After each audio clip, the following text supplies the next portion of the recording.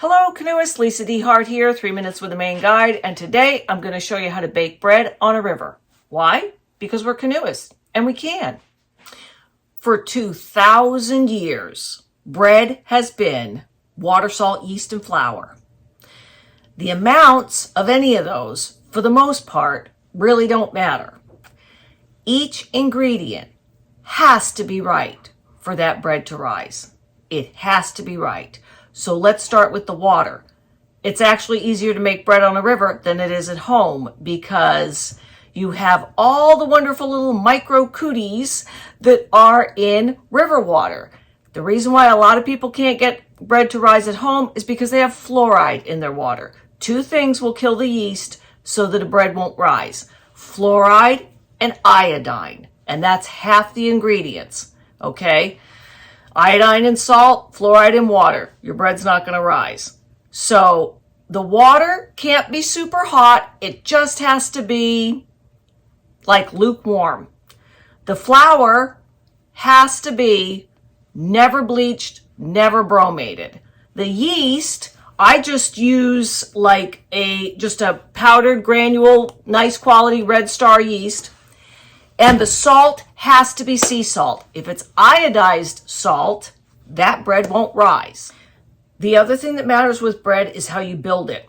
So we're going to put the water in first, and then we're going to add flour to make bread to it. So we're going to start with just a half a cup. I'm going to tilt the camera so you can see.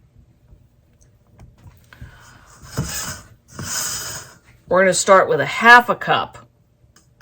I don't measure. So what you want to do is just put a little bit in the bottom, little bit of water in the bottom of the bowl. Then you're going to take just a little bit of flour from the mix. You do this at home, like in the last video. This is just flour and yeast. To the best of my knowledge, it's about 3.5 cups of flour. Okay, we're going to mix this together into like what's called a poolish. It's like a weak little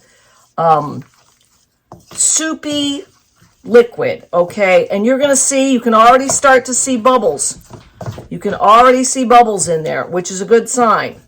So once we get this so that it's like paste, we're going to dump in the rest of the water, and then we're going to melt the salt in it. And the last thing will be the whole bag of flour to actually make it into a dough. Okay, here comes almost the best part. You're going to take the Ziploc bag that the mix came in. You're going to put a little bit of your rolling flour in there, trap a little bit of air in it, and just coat the whole inside of the bag with the rolling flour, okay? Okay, then you're going to take a little bit of the rolling flour just for the bread. Okay, and you're just going to coat the outside of it. Let's flip it over and coat the outside of it.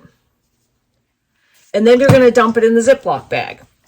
Here is the bread back in the Ziploc bag. That's dough. It's not flour. So what you're going to do is you're not going to squeeze the air out of this. You're going to give it a little bit of room. You're going to close it up. You're going to throw this just like this. Make sure it's closed up good. You're going to throw this just like this in the top of a trip box or a food barrel with that nice black lid. And as you're working super hard on the river until lunch, the sun's going to be beating down on this, and this bread will rise inside the bag. You get to lunch. This will be all risen up nice, beautiful.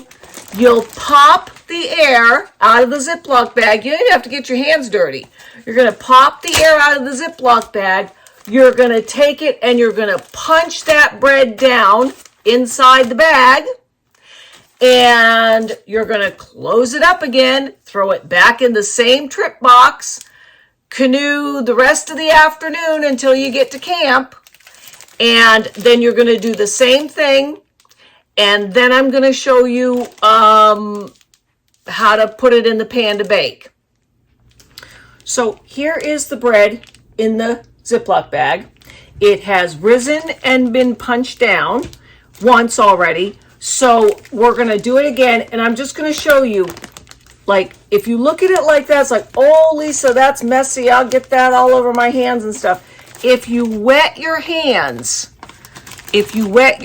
not hard to do on a river, you will be able to touch that with a wet hand, which I just wet my hand, and it won't get on your hand. Okay, that's the secret to that and getting it out of the bag. Wet your hands, and you're just going to drop it into a bowl. I'm going to tilt the camera here. You're just going to drop it into the bowl that's got the flour in it, and we'll go from there.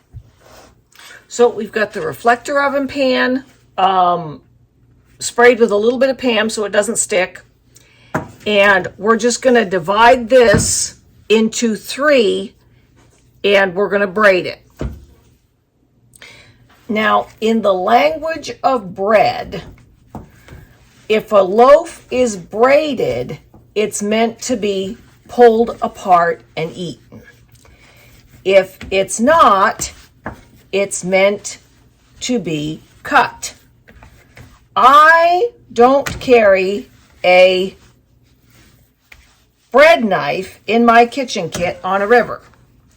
I figure you have to draw the line somewhere, and that's where I draw the line. So I don't carry a bread knife. And once this comes out on a canoe trip, they just pull it apart like a pack of wolves anyways. So you might as well just braid it and let them do that. This is actually another way. Doing it on the river is better than at home. You got a wood-fired oven on the river, baby. So much better. What you want it is you want it hot, okay? So like in earlier segments with the cooking, I like the reflector oven. I like it because you can see it, but don't be afraid to get it hot. So when that fire's licking up on those wash buckets that are on the top of the grate, don't be scared to just put this right up against in the front with the bread in it, okay? It's going to happen fast.